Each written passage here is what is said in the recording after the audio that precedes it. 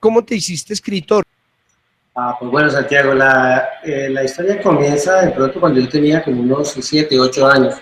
Yo le comento a algunas personas que sin darme cuenta me vi involucrado en este fascinante mundo de las letras, dado que en alguna ocasión, me acuerdo por allá en tercero elemental, cuarto elemental, un profesor nos mandó a que hiciéramos un escrito sobre lo que habíamos hecho durante nuestras vacaciones. Yo me acuerdo que había comenzado a escribir, escribir, escribir y seguía escribiendo y no paraba de escribir. Y llegué a escribir como unas 3 o 4 páginas. Me pareció un poco raro que los otros compañeros únicamente le llegaban a 1, 2 o 3 renglones máximo de escribir.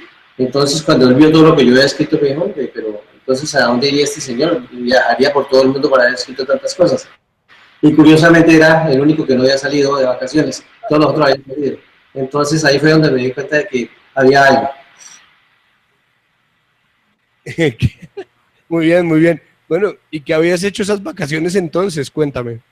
No, simplemente lo que narraba ahí era porque no había salido de vacaciones, simplemente porque me había quedado sin vacaciones. Entonces sí, siempre me gustó eso, me gustó, se me facilitaba escribir algo. Ajá. Luego de eso, recuerdo tener muchos compañeros que me pedían el favor de escribirles cosas a sus novias porque habían peleado, cosas así. Entonces yo comencé a escribir cosas para ellos y a la final siempre ellos terminaban volviendo con sus novias gracias a lo que yo estaba escribiendo. Entonces me di cuenta de que había algo de material. Ya después de que eso sucedió, eh, participé en algunos concursos literarios en lo que fuera mi colegio, ya en el barrio Ricardo, por allá a finales de la década de los 70. Y gané varios concursos. Recuerdo como anécdota que escribí algún libro con algunos compañeros y una persona muy allegada a mí me había dicho que ella se había quedado sin grupo para escribir un libro.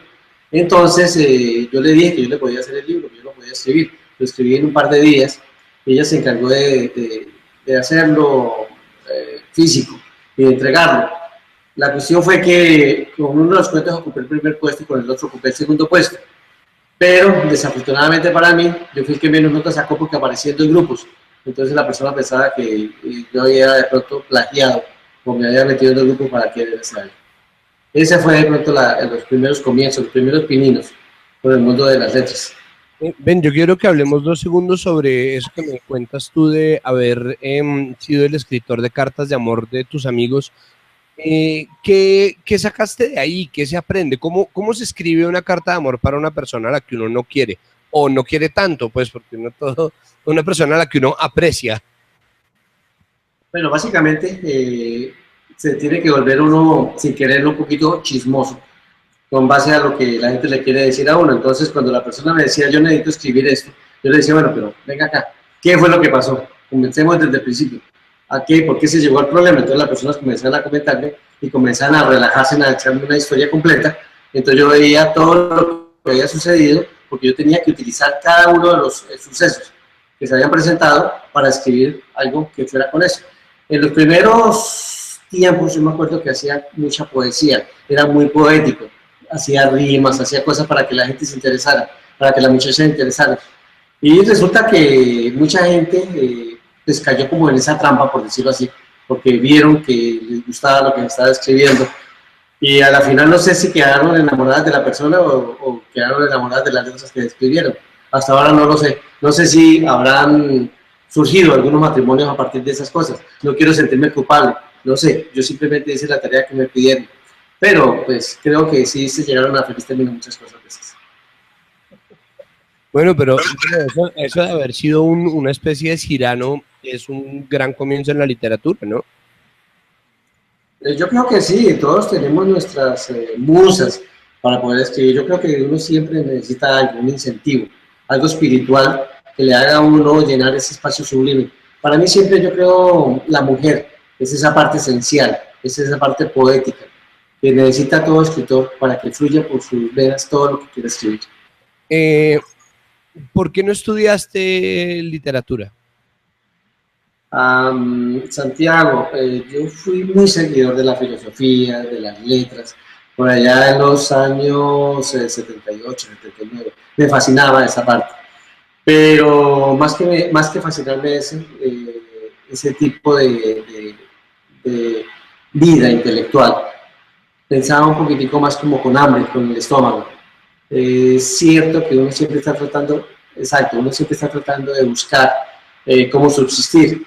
Y vi dos posibilidades, que eran el campo de la medicina o el campo de la ingeniería, donde yo quería desarrollarme.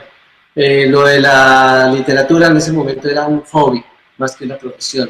Me encantaba, me encanta, es mi mundo, es mi pasión, pero ya hoy en día, que ya tengo forjado un futuro, que ya pues tengo forjada una carrera adicional, y ya decidí que es tiempo de dedicarme a las letras.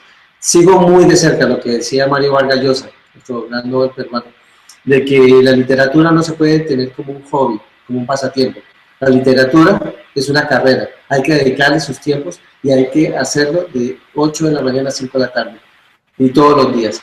Sentarse uno y así no fluye nada, uno tiene que estar sentado y dispuesto para ese tema. En ese sentido va otra pregunta que es un gran lugar común, pero vale la pena hacerla y es, bueno, ¿qué tanto de sudor y qué tanto de talento hay que tener? Dicen muchos que es 90% sudor y 10% talento. ¿A ti cómo te funciona esa fórmula? Pues Santiago, es lo mismo de que si el escritor nace o se hace, pienso yo. Para mí la literatura, las letras, la forma de escribir viene con uno. No sé si de pronto, si el hecho de haber estudiado me hubiera incentivado de alguna manera el escribir. Sé que es importante. ¿Por qué? Porque es un adoctrinamiento especial, es un adoctrinamiento sincero. El hecho de que uno pueda ayudar para ser cada vez mejor, en todos los aspectos, no solo en el aspecto literario. Uno puede nacer con algunas virtudes, el pintor puede saber pintar excelentemente, el músico puede tener la música en sus dedos, pero el estudio lleva a que uno sea mucho mejor. Yo creo que es más el nacer que el hacerse luego. Yo creo que iría como un 70% el que se nace y el 30% el que se pueda perfeccionar lo que se hace. Ese es de pronto el concepto que yo puedo tener. ¿Cómo de pronto uno se puede capacitar? Leyendo. A mí me gustaría aprovechar esta oportunidad para decirle a la juventud que lea mucho. Se ha perdido ese gran espíritu que había en la época de mi juventud, cuando la gente prefería quedarse en casa leyendo un libro a salir de pronto a ver una película en cine. Ya se ha perdido de pronto mucho ese talento, es un talento especial que deberíamos forjar hoy en la juventud. La juventud debería buscar en los libros muchas cosas, mucho mundo. Hay hartas cosas que se pueden aprender de la literatura. Ahí en las letras de cada libro hay mucho de la espiritualidad de los escritores. ¿Qué te gusta leer a ti? ¿Cuáles son tus libros favoritos? En este momento yo no estoy leyendo mucho porque estoy trabajando en un proyecto. Estoy trabajando en un proyecto que se llama Como Ana Frank y estoy trabajando en un proyecto grande que se llama El Gran Genocidio.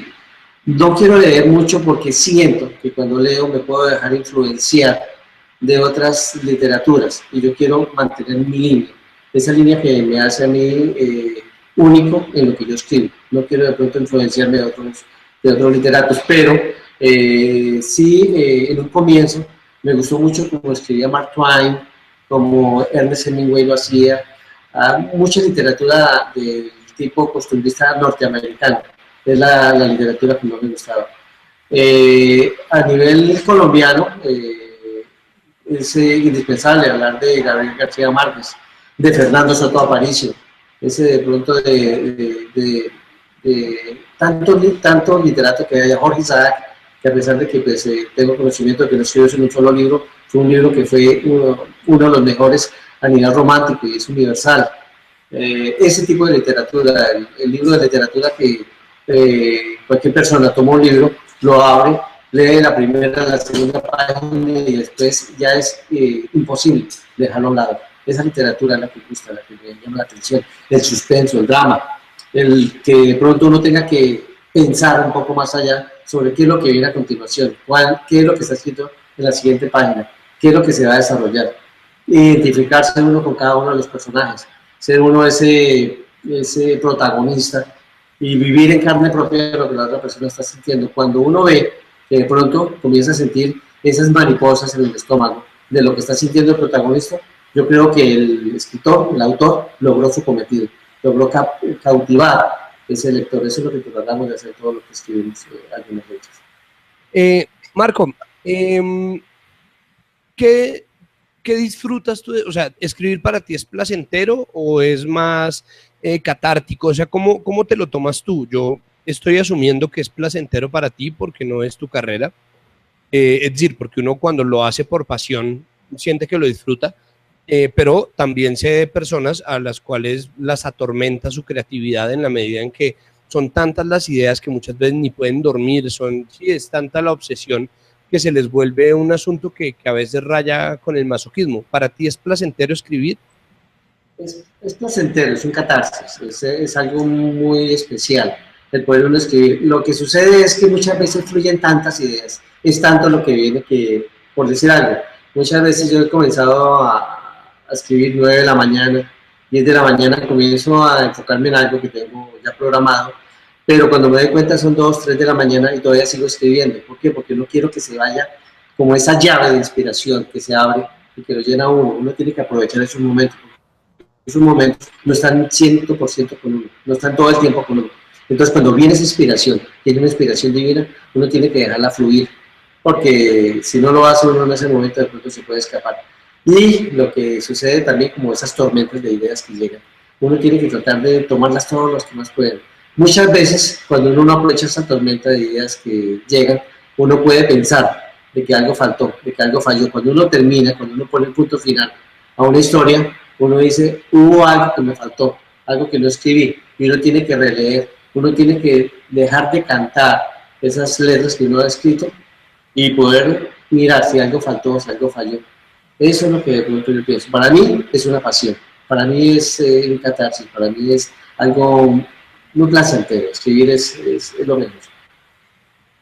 Hablemos, ya que te metiste a hablar del método, me parece interesante y esa era mi siguiente pregunta, era, pues, ¿cómo es tu método? ¿Cómo vamos del macro al micro, ida y vuelta? Es decir, ¿cuál es tu método en general? ¿De dónde partes tú? ¿Partes de una imagen, partes de una palabra, partes de una frase, partes de quisiera tener una historia sobre una persona así y así, o partes simplemente de la premisa Vargas Llosiana de sentarse a escribir rigurosamente y ver también cómo que va saliendo en el proceso? ¿Cómo es tu sitio de trabajo? ¿Tienes organizado tu escritorio? Al contrario, ¿tienes desorganizado tu escritorio? ¿Cómo te encuentras las cosas tú? Es decir, háblanos sobre tu método de una manera detallada. Ok, a partir de sucesos, los sucesos que a veces uno escucha en la calle, hay muchas cosas para escribir, hay mucho cuento, hay mucho relato que viene de generación en generación y que pueden morir cuando de pronto uno los transmite. Digamos, uno escucha muchas historias que quedaron en boca de nuestros abuelos porque nuestros padres nunca nos las transmitieron a nosotros y se han perdido. Entonces, cuando uno ve ese tipo de sucesos, uno ve muchas historias. A ver, aparte de las historias,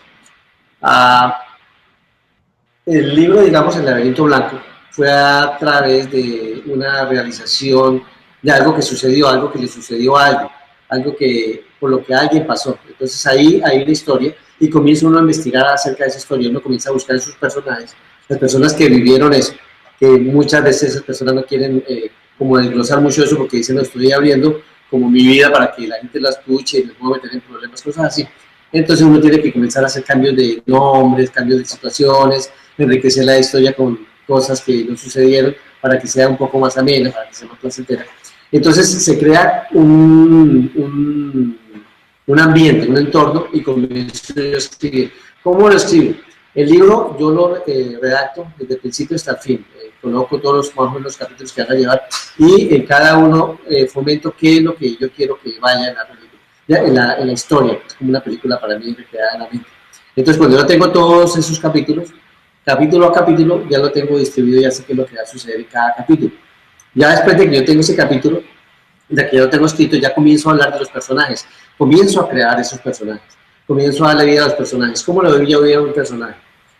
Mis personajes son hechos a la medida de la historia, de lo que sucedió, y para cada uno de ellos yo tengo que vivir quién es él.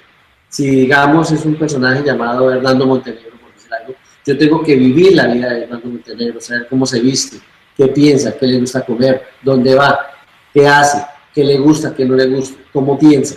Y yo tengo que pensar como él, yo tengo que meterme dentro de ese personaje cada vez que él va a ejecutar algo. Yo tengo que personalizar, tengo que vivir ese personaje.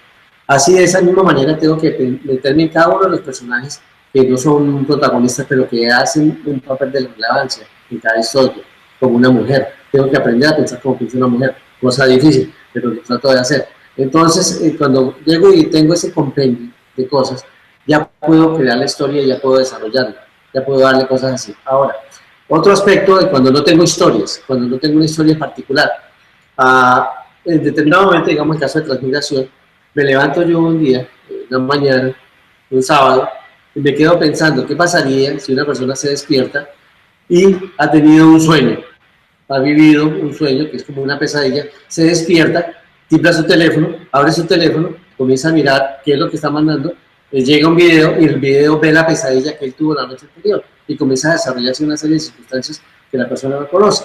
Entonces, cuando uno comienza a crear una historia, porque esta ya es creada, esta ya no es desarrollada con base en un suceso, si es una creación propia. Cuando esa creación propia se da, uno comienza ya a meterle fundamentos con base de cosas que uno ha escuchado, que es el caso de transmigración, que personas que han tenido, que han regresado a la muerte, que han ido a otro cuerpo después de que han muerto, cosas así. Entonces comienza uno a hacer una investigación, qué tan cierto puede ser eso.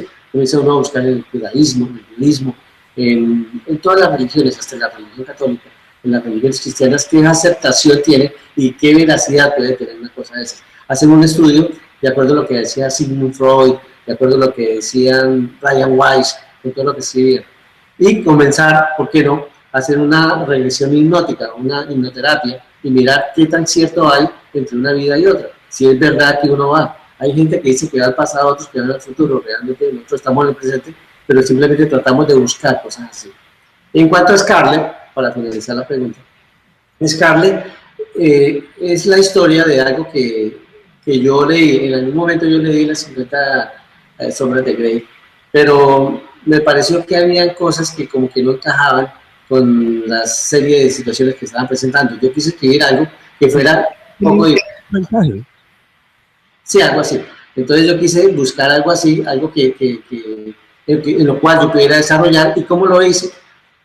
Cuando hay canal directo de comunicación con ese ser sublime que es la mujer, cuando uno puede dar con tantas mujeres abiertamente, con mente abierta, con respeto, pero que se puedan tocar todo tipo de temas, uno comienza a escuchar muchas situaciones, Santiago, que son de muchos matrimonios, de mucha gente que se vive. En la relación de pareja hay muchas cosas que la gente desconoce, hay muchas cosas que se presentan. Entonces, cuando uno puede tener ese acceso a esa comunicación, a esas historias, a esos sucesos que mucha gente, muchas mujeres no se cohíben de compartir, de hablar, se crean historias. Entonces, ¿qué hice yo? Con varios casos reales de varias personas que me comentaron, hice historias y reuní todo eso en un solo libro, mezclándolas y haciendo una masa homogénea para que se diera el personaje de Scarlett. A muchas de las personas que lo han leído me han dicho que es un libro muy bueno, que es un libro espectacular y que es un libro que, sin yo quererlo, ha sido escrito para las mujeres. Santiago, como todos lo sabemos, como todos los hombres lo sabemos, las mujeres no son visuales. A las mujeres les gusta un poco más como leer, como algo más romántico de lo que nosotros de pronto somos. Nosotros somos muy visuales, los hombres, y nosotros tenemos un concepto muy diferente de lo que es el sexo y de lo que es el romanticismo. Entonces, yo quise escribir como algo que la mujer quisiera leer y lo encontrara como algo que necesariamente una mujer casada no ha vivido, pero que una mujer soltera puede vivir. Entonces, todo está desglosado en este libro, con la experiencia de esta pareja. Yo tenía una pregunta inteligentísima, pero entonces tú dijiste que no era difícil entender cómo pensaban las mujeres, y mi pregunta es, ¿ah, sí? ¿Ah, de verdad? ¿Cómo lo haces? Entenderla sí es complicado. Entender a una mujer es complicado y pues, no quiero entrar en ese debate porque eso es bien, bien difícil. De todos modos, creo que ellas nos entienden más a nosotros de lo que nosotros podemos entenderlas a ellas. Pero claro, es que uno es muy sencillito. Bueno, vamos a hacer una tanda de sí o no. Música para trabajar, ¿sí o no? Completamente, sí. Escritorio ordenado, ¿sí o no? completamente, sí, Silla cómoda, ¿sí o no? sí. Luz tenue o luz intensa. En este momento intensa, anteriormente tenue. Em, Escrito a mano antes de computador, ¿sí o no? No, computador directamente. Mapa conceptual, ¿sí o no? Sí, claro. Biografía individual por personaje que no aparece en la novela, ¿sí o no? ¿Sí? Sí, señor, sí. Ah, bueno, es que ya retornó el audio. Em, ¿Qué otra pregunta tenía yo? Caray. Bueno, celular, ¿apagado o prendido? No, apagado. Uno tiene que estar concentrado en lo que está haciendo. ¿Y cómo haces tú cuando das de las 9 de la mañana a las 2 de la mañana del otro día y revisas y tienes como 70 llamadas perdidas? ¿Dónde está? Ah, Santiago, no, Santiago, en esto uno no puede admitir, no puede tener términos medios. Cuando se escribe, se debe hacer con toda la dedicación de caso. Si uno quiere escribir algo que tenga calidad, que tenga una justificación de lo que se ha hecho, uno tiene que estar concentrado. Hay cosas importantes, pero uno tiene que darle la importancia también a lo que uno está haciendo. ¿Por qué? Porque eso que uno está haciendo va a llegar a muchas personas. Muchas personas van a leer lo que uno está escribiendo y yo creo que ellos quieren lo mejor de uno. Y si uno quiere darle lo mejor de uno tiene que apostar por eso. Por de pronto el sacrificio y la bondad de escribir placenteramente, escribir a gusto, escribir todo lo que se puede. Bueno, muy bien. ¿A ti te gusta? Ya veo que no te gusta leer y yo entiendo por qué, pero digamos, ¿te gusta entrar en contacto con otras artes? Como ya dijiste que música sí, pero digamos, ¿te gusta ver pintura? ¿Te gusta ir a teatro? ¿Te gusta darte una vuelta antes de empezar un proyecto? Pintura y teatro. Sí, desafortunadamente aquí en Estados Unidos, la parte donde yo estoy, Dallas, el teatro no, el teatro sobre todo el teatro latino no tiene buen auge. He visto llegar aquí obras de teatro y es deplorable el seguimiento que se lo hace. Es una riqueza tan grande que tiene Bogotá.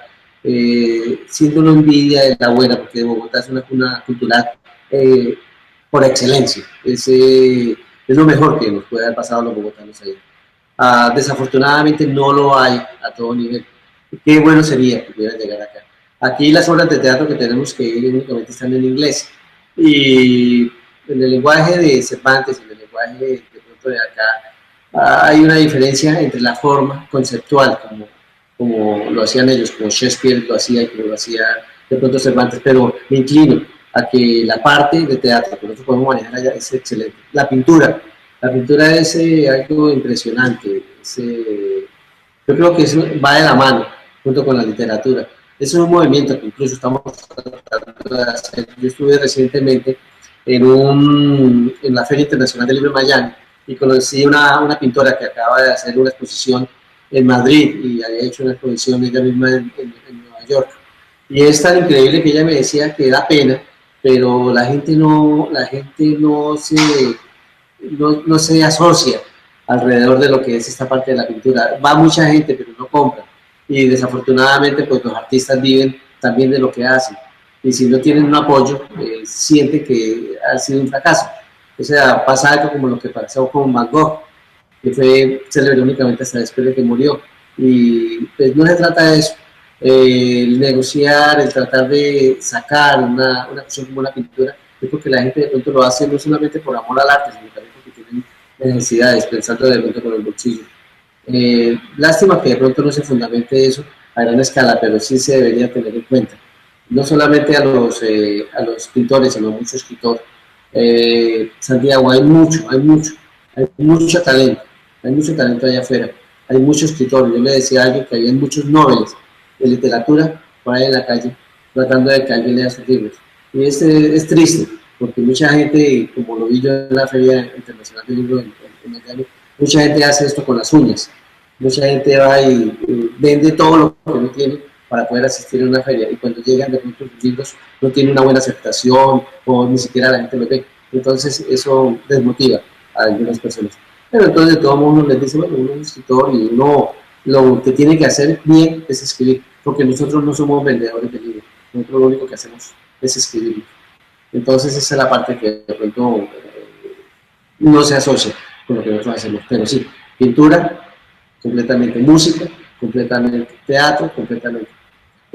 Cuando se trata de hacer una historia, es bueno empaparse de lo que uno está haciendo. En el proyecto de que estaba hablando de como Ana Frank, es un proyecto en el que estoy trabajando con base en los inmigrantes que viven aquí en los Estados Unidos. Aquí hay mucha gente que está bajo las sombras. Hay más de 20 millones de personas que trabajan acá, indocumentadas, cosas así. Entonces es una realidad, es una triste realidad. Hay mucha gente que vive acá. Entonces yo quise mirar, encontrar y analizar lo que estaba en esa situación, encontrar historias que son muy dramáticas, historias que son muy tristes. Y hago un mensaje ahí de que hay gente aquí que es como si fuera Ana Frank. Si recuerdan bien, Ana Frank fue una persona perseguida por la parte nazi en Ámsterdam, precisamente para tener un poquitico más de conocimiento de eso. Yo viajé este año hasta Ámsterdam y estuve en el lugar que ella estuvo, en la misma casa donde ella vivió, donde ella escribió ese libro tan grande que fue la memoria de Ana Frank. Y con eso traté de abordar una historia buena. Me di esa vuelta ya para poder ganar, enriquecerme culturalmente con lo que iba a escribir acá y decir aquí, que aquí la gente que están siendo perseguidos, los inmigrantes que están siendo perseguidos, es lo mismo que le estaba pasando allá a ellos los judíos. De pronto, aquí pues no los han matado una cuestión. Allá los calificaban o los encasillaban con una banda que colocaban que era la estrella de David para saber que eran judíos. Aquí no tiene necesidad de hacer eso, con un solo color de la piel se identifica quién es inmigrante y quién no. Entonces he sembrado de pronto como una voz de protesta contra muchas cosas que se hacen y que no deberían presentarse en pleno siglo XXI, aquí en la nación más poderosa del mundo.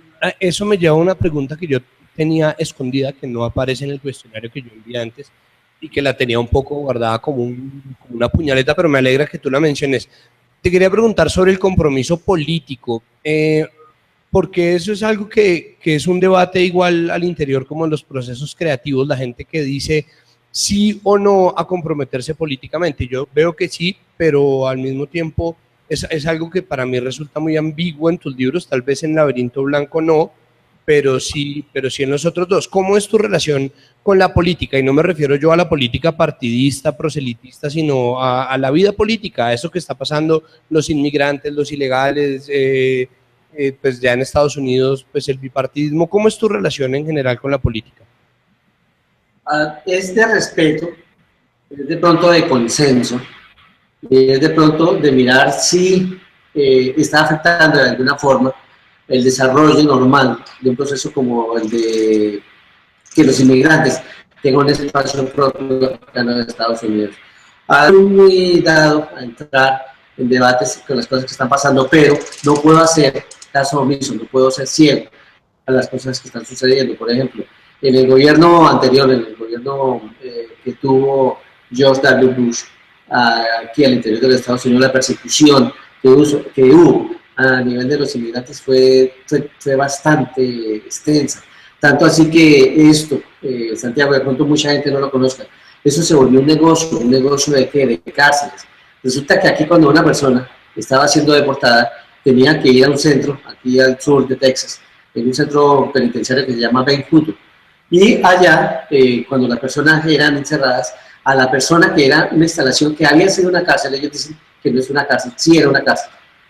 Allá metían a las familias enteras, metían al padre, a la madre indocumentada. Muchas veces los hijos eran ciudadanos norteamericanos, pero al no tener a alguien que los tomara acá en custodia, se tenían que ir con ellos. O sea, niños de 2 y 3 años, de 4 años, metidos en una prisión por un delito que no habían cometido en su propio país, siendo ellos ciudadanos norteamericanos.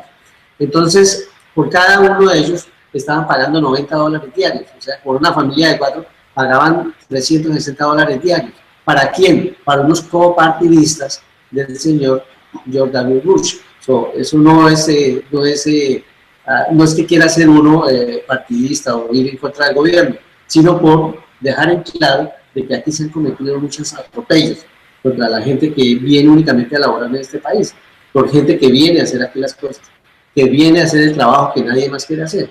Entonces, en ese tipo, en ese punto, en ese momento, uno tiene que mirarse, no con el gobierno de turno. ¿Por qué? Porque si vamos a ver lo que ha hecho también Barack Obama, no ha sido lo mejor. Es el gobierno donde más deportaciones han habido en toda la historia de los Estados Unidos. O sea que no podemos aquí hablar de que fueron los republicanos o que fueron los demócratas.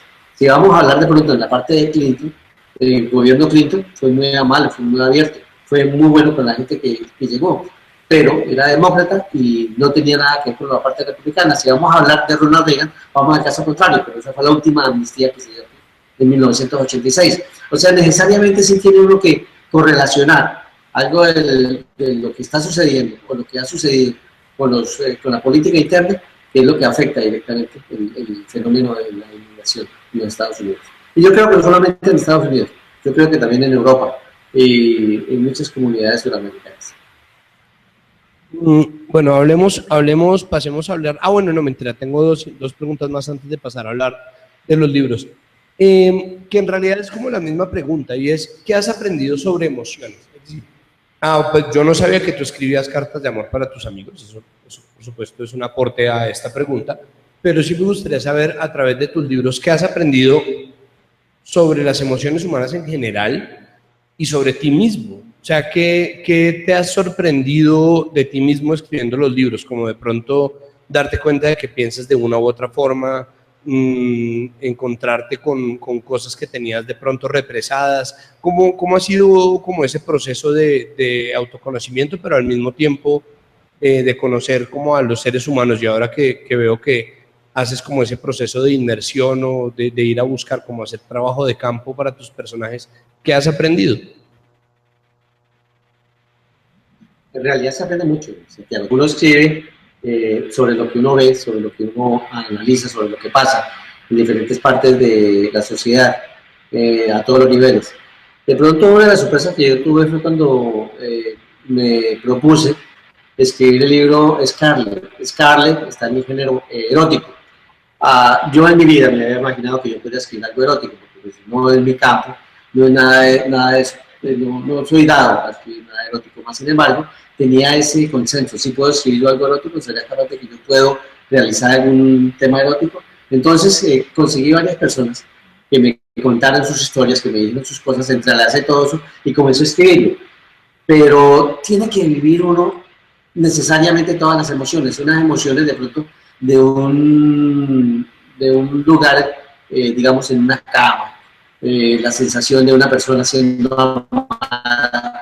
Eso es diferente, es difícil tener uno que inmiscuirse en ese momento, en ese tema, y eso fue lo que me fue como el mayor reto, el poder escribirlo y de pronto no sonrojarme con lo que yo tenía que escribir, y de pronto después leerlo, y de pronto que después personas allegadas a mí tuvieran que leer eso sin pensar de que de pronto uno estaba haciendo algo como que se sale de la norma, de como que esa norma, como esa línea fina que hay entre lo erótico y lo pornográfico. Es una línea muy delgada, pero tiene uno que saberla diferenciar. Entonces sí se controlan algunas emociones. Emociones de pronto de cuando uno de los personajes fallece, cuando uno de los personajes tiene que irse. Esa emoción que deja la persona que se va, la persona que queda con sufrimientos, y uno tiene que vivir de momentos con eso. No de pronto como, no sé si recuerdan, alguna vez que algún escritor estaba haciendo algo, estaba escribiendo algo, y de un momento a otro el protagonista se salía de la escena furioso porque lo había matado y decía, hombre, ¿por qué me mataste? Yo quería vivir, ¿sí? ¿Por qué me están sacando de contexto? Entonces eso básicamente sucede, ¿no? Porque muchas veces uno escribe algo y la persona, de pronto uno puede pensar, bueno, el protagonista aquí se va a molestar, se va a embejucar, como decimos en Bogotá, pero me toca sacarlo porque así está la historia, y así sucedió. Muchas veces dicen, hombre, pero ¿por qué sea este personaje si esta era una perfecta historia de amor y quedó cortada, quedó truncada? Pero esa es la vida, esa es la vida. Uno no puede, de pronto que todos pues, fueron felices y comieron perdices, no es la realidad de la vida. En algunos momentos se da, en algunos otros momentos no. Entonces es buscar como la situación real, porque yo creo que lo real es lo que sucede, no solamente de pronto lo que uno pone en ciencia ficción, que lo que uno quiere que suceda es diferente, uno tiene que ser un poco más realista. Ve, eso me recuerda una anécdota de, yo no sé si tú te leíste alguna vez Los Reyes Malditos de Maurice Druon, que es una serie de 7 libros sobre la historia de los reyes de Francia, de los últimos de la dinastía Capeto. Palabras más, palabras menos, en algún momento llega el momento de la muerte, porque así fue del personaje favorito de Druon, que es Roberto d'Artois. Y el tipo para el libro y escribe una carta al lector diciendo: se acaba de morir mi personaje favorito. No tengo cómo revivirlo, no tengo control sobre esto, no es algo que yo quisiera que pasara, entonces me estoy tomando este tiempo para despedir al que ha sido mi personaje favorito, un hombre que revolucionó Francia, etcétera, etcétera, etcétera, y termina la página y uno como que le hicieron un break ahí y uno ni se dio cuenta y se murió. ¿Te ha pasado ese tipo de cosas? Ya no tanto como que el personaje se envejuque, sino que tú mismo dices como: ah, qué guayabo, pero pues sí, efectivamente tengo que deshacerme de ti, Jenny. ¿Sí te ha pasado? No, Santiago, eso sucede porque uno se enamora de sus personajes, uno se enamora de la gente que en determinado momento llegan a ser como hermanos de uno, como familia de uno, llegan a ser tan allegados que uno les ha dado vida, entonces uno como que no se siente la capacidad de que porque le dio vida, entonces ahora te mato. No, es complicado y uno sí siente apego por esos personajes. Bueno, pasemos a hablar de tus libros. Hablemos sobre El laberinto blanco. Yo quisiera empezar hablando, bueno, ya me cuentas que esto nace de una historia real. Me gustaría saber cómo te topaste tú con topaste Gran Verbo Boyacense, cómo te encontraste tú con esta historia. Bueno, eso fue para mis años universitarios, los primeros semestres universitarios. Conocí un amigo y él me comentó que había una persona que había contratado una serie de muchachos como mulas para que fueran a Milán. Estoy hablando del año de 1980, más o menos, 81. En ese momento ni siquiera había salido lo que después fue una película que se llamaba La Vendedora de Rosas y cosas así. Antes de que hicieran todo eso, ya se había escrito todo eso yo ya lo había escrito. Y me introduzco en esa cuestión, quise conocer cómo era esa cuestión, viajé a Villavicencio, viajé a una ciudad que se llama Puerto López, en el Meta, y pude entrar en contacto con algunas de estas personas. Ellos en su momento inicialmente fueron un poco reacios porque no querían saber quién era yo, ni qué estaba haciendo, ni por qué estaba buscando la historia. Entonces yo les comenté qué era lo que estaba queriendo escribir y qué era lo que me fascinaba de eso. Entonces me comienzan a comentar una serie de situaciones que habían pasado y vi que se maneja un mundo completamente diferente, una parte social completamente diferente a lo que estamos manejando. Ahorita estaba hablando con un compañero mexicano, le estaba diciendo que nosotros hoy México está viviendo una radiografía de lo que nosotros vivimos por allá en los años 80. En México, desafortunadamente, está viviendo casi que la misma etapa. Y son historias, Santiago, que son repetitivas. Hay muchas historias, no son iguales, pero se repiten muchas cosas de las historias en todos las partes de narcotráfico, en todos estos dealers del narcotráfico. Hay mucha similitud. Las historias comienzan casi que similares, terminan casi que similares, pero en la mitad el drama es completamente diferente. Hay cosas donde se discute la mujer bastante. Es una de las víctimas más grandes que tiene el narcotráfico, la mujer. Y ¿Me estás diciendo que en las historias de narcotráfico hay un patrón? Casi siempre hay un patrón, Santiago. De pronto yo preguntaría, ¿qué no busca el hombre? ¿Qué no busca el hombre si no es la felicidad? ¿Y dónde encuentra la felicidad si no es en la mujer? La felicidad de pronto no está en el dinero, porque yo he visto gente que es pobre y es feliz, y he visto gente que es adinerada y no es feliz. Entonces definitivamente la felicidad no está en el dinero. Yo creo que la felicidad está en el amor, en la persona que de pronto está con uno, en esa parte romántica que se maneja. Y entonces siempre la persona que tiene de pronto este tipo de negocios turbulentos que tienen que ver con el narcotráfico, tienen también detrás de ellos o buscando siempre una mujer, siempre hay una mujer presente, siempre es su musa, siempre es la persona que como que está al lado de ellos, que le rompe el corazón, algo que les llama la atención. Entonces siempre yo vinculo a la mujer como una víctima de este flagelo narcotráfico. Hay un asunto ahí que me parece interesante y es pues que la ambigüedad moral en general ha sido una herramienta muy útil de la literatura y de las comunicaciones, pero al mismo tiempo se ha convertido en un debate muy encendido porque pues la fascinación que la gente tiende a sentir con los personajes de los narcotraficantes es mucha, pero al mismo tiempo se esgrime el argumento de que poniéndolos como protagonistas de las historias y sin necesidad de que sea esa la intención de los creadores, se haga una heroización del narcotraficante. ¿Tú cuál es tu posición en ese sentido?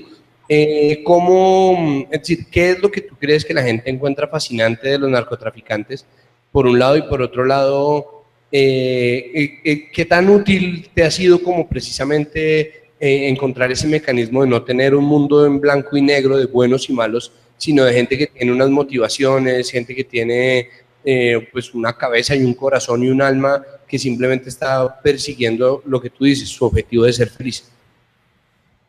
Yo creo que en este mundo del narcotráfico, cuando se trata de hacer héroes a los que son villanos, hay un punto que de pronto habría que conceptualizar, y es qué en realidad es mito, qué en realidad es cierto. Hay mucha cosa que es mito de cosas que han sucedido. Hay mucha gente que busca de pronto como un sueño, ese sueño de lograr lo que es inalcanzable. ¿Y cómo se puede lograr lo que es inalcanzable? Muchas veces la gente justifica que no importan los medios para conseguir dinero, lo que importa es ser adinerado. Y yo creo que eso es lo que lleva a pensar a la gente. Las personas tienden a pensar, ok, en determinado momento, si yo puedo conseguir dinero, ¿yo qué haría? ¿O qué no haría? ¿O cómo lo haría? Y ellos ven que una forma fácil de hacer dinero es de pronto la parte ilícita, la parte del narcotráfico, la parte de la extorsión, del secuestro, todo eso que va en conjunto. Entonces yo creo que eso es lo que la gente a veces busca, qué de pronto se podría hacer y qué no. No creo que ellos tengan, por cierto, a personas, digamos, como Pablo Escobar, como uno de ellos, como un héroe. No creo que lo tengan como héroe. Ellos lo tienen de pronto como un modelo no a seguir, sino un modelo de pronto a copiar, pero no del todo, sino de pronto de los negocios que hacía, la forma como era. De todas formas, hay que mirar que para escribir cualquier tipo de cosas de esas tiene que ser un poquitico maquiavélico, en el sentido de pensar de la forma como ellos pensaban y tratar de obrar como ellos obraban. Eso es lo que de pronto uno trata de mirar en eso. Eso es lo que yo creo. Yo creo que es más mito que realidad. Me gustaría que habláramos ahora sobre Scarlett. En este intermedio yo te mandé también unas palabras que me gustaría que tú me ayudaras a definir. Y creo que vamos a hacer un puente, cual ingenieros, entre un libro y el otro. Quiero que tú me definas qué es para ti el vértigo. ¿En una sola palabra? No necesariamente. Para mí vértigo es adrenalina. Es todo lo que corre por la sangre, es todo lo que lo tiene esas emociones, a sentir ese placer de lo que uno está buscando. Adrenalina, lo que diría.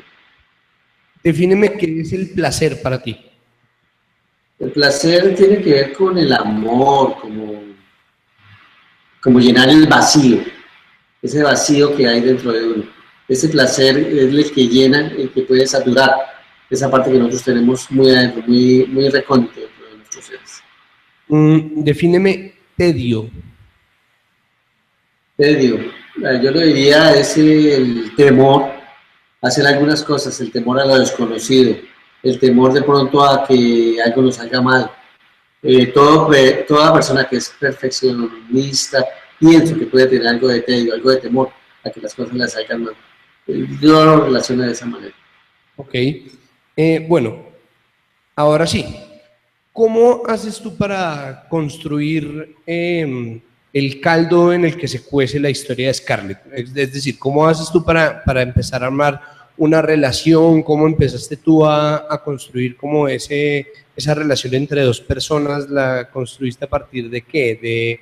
¿De una experiencia propia? O sea, ¿cuál es tu punto de partida? Sobre todo porque establecer las dinámicas entre dos personas es como crear un personaje aparte de los dos personajes que ya hay. Bueno, al menos esa es mi teoría, que cuando uno está inventándose una relación, está inventándose algo que es muy superior a la suma de las partes, es decir, que no es solamente una y la otra persona, sino es como si fuera un personaje en sí mismo.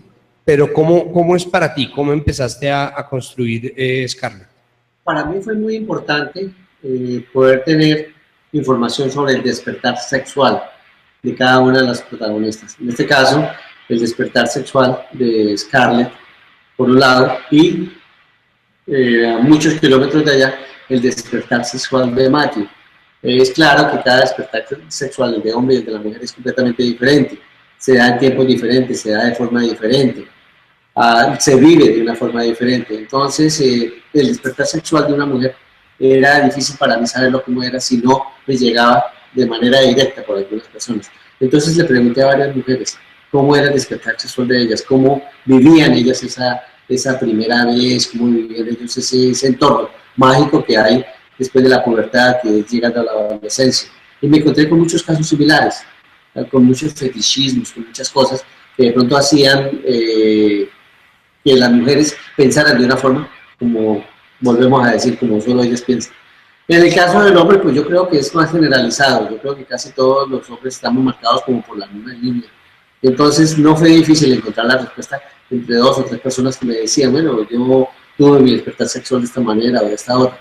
Ya cuando yo encuentro esos dos, hago que estos 2 personajes que han tenido sus vivencias propias se encuentren en un sitio y comiencen a tener una relación, la relación la lleven a largo término, se casen y comiencen a mirar esas alternativas que el sexo da, a mirar esas cosas que de pronto se dicen únicamente entre sábanas, y a comenzar a construir un mundo de realidades, de muchas cosas que le han pasado a las personas. Esa fue la forma como lo realicé. Una amiga alguna vez me botó una frase que me parece muy buena, y es que cuando se trata de relaciones amorosas, cuando se acaba la película gringa, empieza la película francesa. Eso quiere decir que cuando se acaba la comedia romántica, en donde todo está encaminado a construir una relación estable y uno lo que tiene que hacer es enseriarse y casarse, y, sí, o donde termina la telenovela mexicana, claro que no siempre hay tantas lágrimas, cegueras e hijos naturales, sino cuando termina la película gringa con el matrimonio feliz y efectivamente parece que el destino de todos es tener una relación estable y tranquila, empieza la película francesa. ¿Qué quiere decir eso? Es una película francesa como esas películas de la nueva ola, en donde realmente lo único que hay son discusiones de pareja, como lo que se vive de puertas para adentro es la eterna discusión que de ninguna manera tiene que ver con el idilio que le pintan a uno en el momento previo. ¿Para ti funciona así? ¿Para ti es posible que llegado a cierto punto el amor empiece a construir alguna especie de tedio? Santiago, en mi punto de vista personal, no. Sí hay parejas que de pronto afrontan ese tipo de situaciones. Afortunadamente yo estoy muy felizmente casado y he tenido una relación de pareja muy estable. Ya llevo pues 38 años en esta relación y pues me he casado ya 2 veces más por la misma. Entonces quiere decir que le sigo apostando a lo mismo, o sea que estoy realmente enamorado. Yo creo que ese espacio para el enamoramiento es lo más importante, el enamoramiento, el compartir espiritual, no solamente el compartir un cuerpo con otra persona, sino el compartir espiritual, el compartir ideas, el compartir ese amor. Yo creo que eso es lo más importante. Y desde que eso se haga, desde que se alimente ese amor todos los días con las cosas que uno quiere decir, con no callarse las cosas, yo creo que eso es lo que hace que una relación dure más. Y el caso mío no es el único, yo conozco mucha gente. Yo creo que son menos cada vez las parejas que se divorcian que las que se mantienen juntos. Yo creo que tratar de llevar la vida de un punto hasta el final es una tarea dura, y qué mejor que hacerlo con otra persona que le ayude como a trasegar durante la vida con esa carga que de pronto se tiene.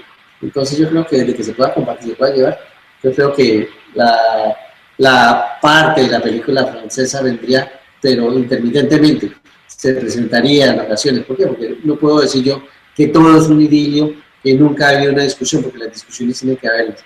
De hecho, estas discusiones pequeñas son las que como que engrandecen el amor, son las que lo hacen más fuerte, son las que lo fortalecen. Cuando no hay discusiones, se debilita el amor y llega un momento donde se rompe alguna cadena que es importante, un eslabón que está uniendo la cadena. Entonces es importante de tener comunicación, y si hay discusiones, tenerlas, porque eso, como digo, ayuda a que se fortalezca la relación. Bueno, nos quedan 6 minutos, de manera que hablemos sobre el tercer libro, que es Transmigración. ¿Sí lo estoy diciendo bien? Transmigración. En Transmigración me parece interesante que existe un viaje al interior, y no me refiero yo a Tolima, o, bueno, Si no, me refiero como un viaje que no es necesariamente una experiencia lisérgica, sino más bien onírica. ¿Tú qué tanto tuviste que aprender sobre sueños para hacer esta obra? Bastante, Santiago, me tocó averiguar bastantes cosas. Yo no soy muy dado a lo esotérico, mas sin embargo me encontré con casos de muchas personas que duermen y tienen en su mesa de noche al despertarse un diccionario con la forma de transcripción de los sueños. O sea, se levantan, ven qué fue lo que soñaron la noche anterior y comienzan a buscar como si eso fuera un horóscopo, como si eso les quisiera decir cuál es lo que tienen que hacer al día siguiente, si vale la pena levantarse o no, que si les va a suceder algo. Entonces encontré que hay mucho esoterismo en eso. La parte que yo quería mirar es, de hecho, el personaje, Dwayne. Él es una persona que no cree en ese tipo de cosas y cuando comienzan a darse los sueños y los sueños se vuelven repetitivos es que él comienza a mirar que algo no está funcionando bien. Yo creo en la parte de esa onírica, en la parte de los sueños, considero que es bien importante, es relevante de vez en cuando atender ese subconsciente interior. De pronto cuando uno, como decía hace un rato, si uno puede hacer una regresión hipnótica, uno necesariamente no tiene que ir a vidas pasadas, uno puede estar en esta misma vida que uno tiene, uno puede aprender muchas cosas de uno mismo y uno no se ha dado cuenta que uno tiene. Uno de pronto tiene un montón de fundamentos que uno desconoce, pero que si uno de pronto los utiliza, uno puede hacer de uno una persona muy avesada en la parte de la comunicación con los otros seres, con esas fobias que tenemos, con los rencores, con los odios, con todo ese tipo de cosas. La parte esta de buscar los significados de los sueños, sí fue una parte que yo hice, pero traté de ir un poco más allá. No tanto de buscar el significado del sueño de lo que la persona veía, sino buscar el significado de lo que él había pensado con un especialista, alguien que le diga, hombre, mira, lo que le está sucediendo es esto o lo otro, que él pudiera buscar una ayuda. Él estaba buscando más una ayuda que cualquier otra cosa y no la pudo encontrar donde él creía que la tenía. Hay una pregunta para redondear ahí, es todo lo que tiene que ver con el subconsciente normalmente atañe al control, lo mismo que la gente que cree en lo esotérico, cree en las cosas que están por fuera de su control, pero al mismo tiempo las documenta para tratar de controlarlas. Mientras que la gente que no cree en lo esotérico no suele creer que el control es una realidad. ¿Tú crees que uno es capaz de controlar cada parte de su vida o crees que eso es una ilusión? ¿Cuál es tu relación con las dinámicas de control? El control es una ilusión humana. Para mí hay algo que tiene que escapar del control. Cuando se cree que se tiene el control absoluto, yo creo que se pierde el control de uno mismo, porque ya estamos perdiendo de pronto esa modestia de tratar de manejar las cosas. No creo en el control absoluto, yo creo que eso es más una ilusión humana que cualquier otra cosa. Marco, para terminar, ¿tú encuentras algún elemento en común? Pues ya no vamos a hablar de patrón para no hacer el chiste otra vez, pero ¿existe algún elemento en común que hile tu obra, que hile estos 3 libros? No, Santiago, en absoluto. Los libros no están hilvanados, los libros son historias completamente diferentes. No hay ningún patrón que siga, no hay ningún lineamiento que tengan los 3 libros que lo haga uno similar a otro. De pronto lo que yo he buscado es una diversidad literaria, poder escribir de cada tema con la misma técnica y con la misma forma como yo lo hago. No están unidos en absoluto entre sí. ¿Y qué es lo que a ti te motiva? Con esta vamos a cerrar, pero ¿cuál es tu motivación? Como que en algún momento habíamos hablado de pedirte consejos para los creadores, pero a mí me interesa más que me hables de tu experiencia. ¿Qué es lo que a ti te motiva? ¿Qué es lo que a ti te lleva a hacer lo que haces? Para mí, poder tener contacto por medio de mis letras con mis lectores es lo más apasionante. Cuando yo creo un entorno, Santiago, yo quiero que mi escritura sea tan descriptiva que la persona que está leyendo se transporte a cada uno de los lugares que yo estoy colocando, a esos escenarios, que ellos vean exactamente lo que está sucediendo, que ellos vean con fundamento lo que yo estoy escribiendo, que ellos puedan vivir el personaje, que puedan mirar ese punto amarillo en la pared que yo escribí y la forma como quedó pintado. Todo ese tipo de cosas yo quiero que ellos lo vean. Si yo logro que los lectores vean ese puntico amarillo que yo coloqué en medio de una página y lo ven tal como yo lo pinté, yo creo que he logrado mi objetivo. Yo quiero que mis lectores vivan cada uno de las situaciones que viven mis personajes, para que ellos de pronto puedan disfrutarlo, puedan entenderlo y puedan pensar como pensaba cada uno de los protagonistas. Bueno, perfecto. Marco, muchísimas gracias. Muchas gracias. Mucha suerte con tus proyectos, mucha suerte con ese nuevo que ya estás haciendo, que está en progreso, y pues bueno, vamos a quedar a la espera de verlos. Bueno, ustedes que son poquitos pero son fuertes, regálenme un aplauso y muchas gracias, Marco. Hasta luego. Gracias. Gracias.